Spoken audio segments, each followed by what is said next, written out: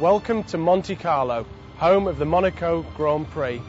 Car Magazine has come here for a special reason. In fact, it's three very special reasons. In the 1950 Grand Prix, it was a clean sweep for Italy. Alfa Romeo first, Ferrari second, and Maserati third. 6 decades on, we've collected the latest and greatest from each and brought them to Monaco. The Maserati Gran Turismo, Ferrari 430 Scuderia, and the Alfa Romeo 8C Competizione. The 8C is a landmark car for Alfa Romeo. It heralds Alfa's return to America for the first time since 1994, and it has to convince British buyers that Alfas are as good to drive as they are to look at. But even if you can afford the £111,000 asking price, you're already too late. All 500 examples have been snapped up. Not that there isn't hope. A soft-top Spider's coming soon. The Scuderia is essentially a successor to the brilliant Challenge Stradale of a few years back, and takes cues from the current F430 Challenge race car.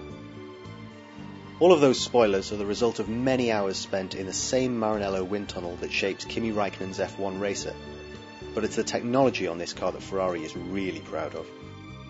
The Scuderia's E-Diff electronic differential actually works together with the traction and stability control systems, so now you can switch the traction control off and still have an ESP safety net to fall back on. The result is a car that laps Ferrari's Fiorano race circuit in 1 minute 25 seconds, as quick as an Enzo and 2 seconds quicker than an F430. This is the Gran Turismo, Maserati's new big coupe. While the Alfa 8C has a very classical look and the sci-fi Scuderia resembles a UFO from behind, the stunning Maserati is utterly contemporary. My favourite angle is the nose, where that curvaceous bonnet swoops down over a gaping, concave grille, flanked by twin, slitty headlamps. It's reminiscent of a great white shark, and just as intimidating on your tail. Under the skin, the Gran Turismo uses a cut-down version of the Quattroporte Saloon's chassis. That means sporty wishbone suspension and a 4.2 litre V8 sending 400 horsepower to the rear wheels. The big development is a new 6-speed automatic transmission mounted behind the V8, ditching Maserati's traditional rear transaxle layout and Cambia Corsa clutchless manual box. Also like the Quattroporte, the Gran Turismo is a genuine 4-seater. Although headroom is tight, you could put 2 adults in the back without jeopardising their friendship. Turning heads in the centre of Monaco is never easy. There are beautiful cars, gorgeous girls and famous faces everywhere you look. With a combined price tag of £350,000, our 3 cars are worth less than most Monaco dinghies. But that doesn't stop the locals from tripping over themselves to get a better look.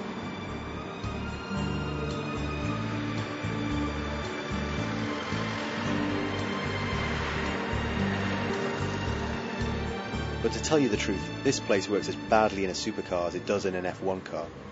What say we get out of here and head for the hills?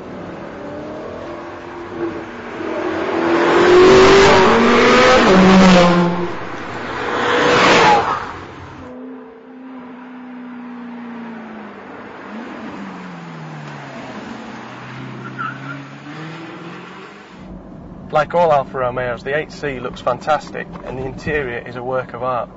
Just look at this solid hunk of aluminium in the middle of the dash.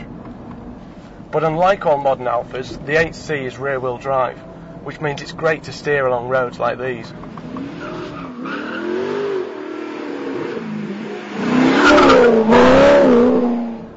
The Ferrari Scuderia features adjustable dampers, so you can fine-tune the ride quality.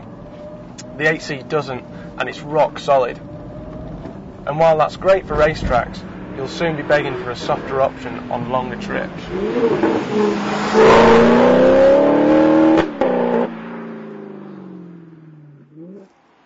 The 4.7 litre engine is related to the 4.3 litre in the Maserati, but here it makes 450 brake horsepower.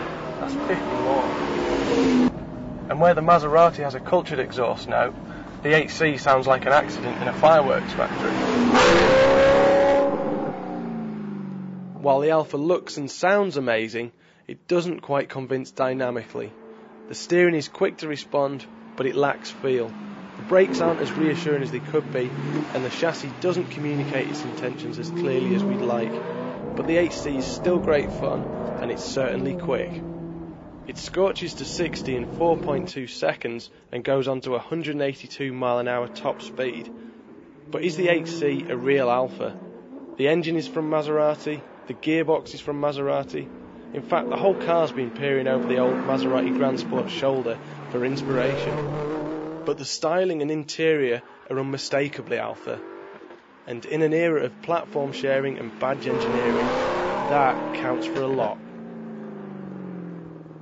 Even before you've reached for that steering wheel mounted start button, you just know that this car is going to be something special. The supportive but fully adjustable buckets, the bare floors and the Manatino lever controlling the Edith leave you in no doubt about that. Now, if you're of the opinion that how a car drives is more important than how it looks, then you need a Ferrari 430 Scuderia.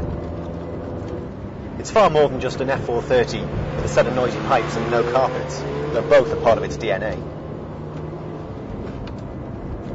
It's been on a diet, which means it weighs 100 kilograms less than a regular 430. And the engine's been tweaked too to deliver an extra 20 horsepower for a total of over 500. It's at its best being driven fast on a circuit, where you can make use of its carbon ceramic brakes and 60 millisecond gear change.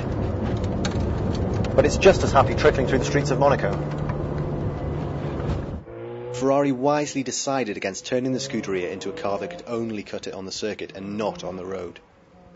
While Porsche equips its hardcore models with semi-slick rubber that's great in the dry but can't handle standing water, Ferrari has chosen more sensible looking Pirelli P0 Corsa tyres for the Scuderia.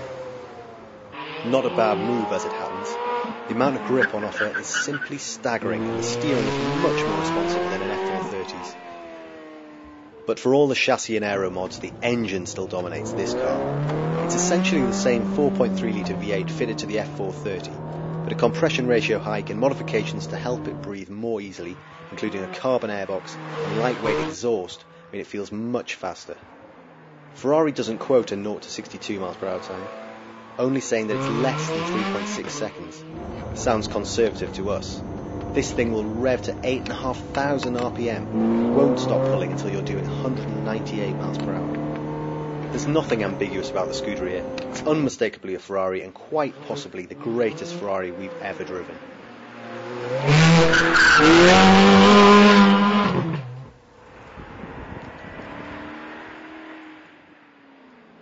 You might think the Maserati is the odd man out in this company, but the engines are very closely related. Now, while the Alfa and the Ferrari are more hardcore, the Maserati is more of a gentleman's carriage. It's a luxury Grand Tourer, but with very sporting pretensions. The cabin is absolutely sumptuous. While the Alfa and Ferrari are crammed with F1-style carbon fibre, the Mazda majors on wood and leather because the emphasis is not on saving weight, but pampering driver and passenger. Absolute peace reigns, even during motorway sprints, with barely a whistle of wind noise or grumble from the tyres. In the past, Maseratis have rightly been criticised for having a really jerky transmission, but the Gran Turismo has a new automatic box, and in automatic mode it's perfect for cruising around Monte Carlo. But up in the hills, I like hitting it into manual mode and then using the pedals to change gear, because they're spot on. Don't think the Gran Turismo is a soft touch. The ride is tauter than a Jag's and body roll well contained. And the steering is linear and feels meaty, although I prefer a little more feedback from the road. The Maserati is a big car and it's a heavy car, and sometimes its 400 horsepower doesn't quite feel enough. But the engine is still stunning, and when you open it up, although the exhaust note doesn't sound quite as fierce as the Alfa and the Ferraris, it's still absolutely lovely. Ultimately, the Gran Turismo is not shamed in such sporty company, which is a huge compliment, and it's certainly a lot easier to live with all year round than the Ferrari or the Alfa. 57 years ago, it was a Grand Prix 1-2-3 for Alfa, Ferrari and Maserati. Today, all three brands have sports cars worthy of such rich history. Cars that are going to give Monaco's millionaires a really tough choice when it comes to their next set of wheels.